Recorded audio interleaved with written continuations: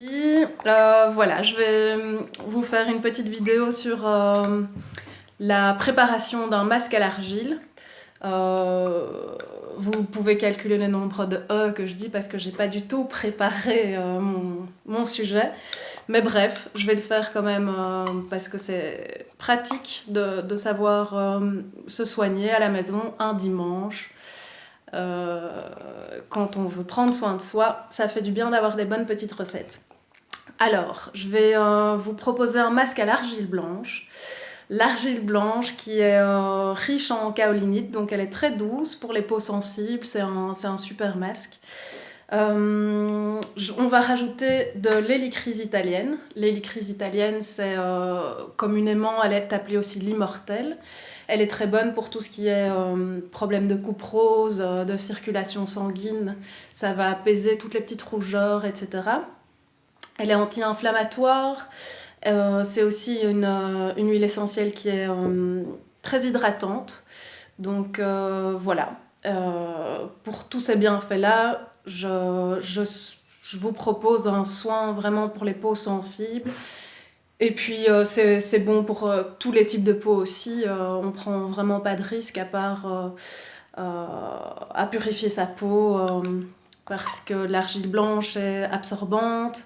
Elle est cicatrisante, elle est apaisante aussi, et elle va réguler le sébum, et elle va aussi lui apporter tous ses bienfaits, riche en plein de choses, elle va être aussi hydratante. Donc voilà, on n'utilise jamais de métal parce que ça retire les bienfaits de l'argile, n'est-ce pas? On prend une eau de qualité, et alors comme ça, moi j'ai mis 5 cuillères comme ça au pif. On rajoute un petit peu d'eau, toujours une eau de qualité, de source. Là je le fais avec une argile verte très fine parce que c'est tout ce que j'avais à la maison, mais vous verrez avec l'argile blanche ça devient très vite liquide, donc il faut y aller beaucoup plus doucement dans la préparation de la pâte. Alors Mathis, est-ce qu'on voit quand je montre comme ça là? Magnifique. Donc voilà, là elle est pas mal, elle est juste un tout petit peu trop liquide parce que l'idée c'est qu'évidemment on puisse se promener avec à la maison et que ça coule pas comme ça sur nous. Donc on va rajouter un tout petit peu de matière. Et après seulement on va rajouter un petit peu d'huile pour que ça soit crémeux et que ça craquelle pas la peau, que ça fasse pas une sensation justement que ça apporte des rougeurs alors que l'idée c'est d'apaiser les rougeurs. Donc là je fais avec une huile que j'ai chez moi à la maison, c'est une huile de ricin, mais vous pouvez très bien utiliser un jojoba ou même une huile de tournesol bio dans votre cuisine ou une huile d'olive. Hein. C'est vraiment l'idée que la pâte soit un petit peu crémeuse, n'est-ce pas? Voilà, voilà.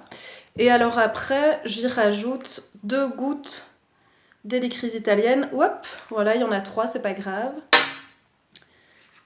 Et voilà. Donc on va mettre ça, ce masque. Ça sent bon. On va mettre ce masque après, évidemment, avoir bien nettoyé son visage. Et alors, si on a peur d'avoir que la peau s'assèche, on peut mettre un petit peu d'huile avant de mettre son masque sur le visage. Et alors, par effet de sudation, l'huile va pénétrer encore mieux dans la peau. Donc voilà, on prend le temps de bien se masser, de se faire plaisir, de s'apporter beaucoup d'amour. Et voilà. Voilà, j'espère que vous avez aimé ma petite vidéo. Mathis me fait comme ça, donc c'est bon quoi. Salut, bon dimanche!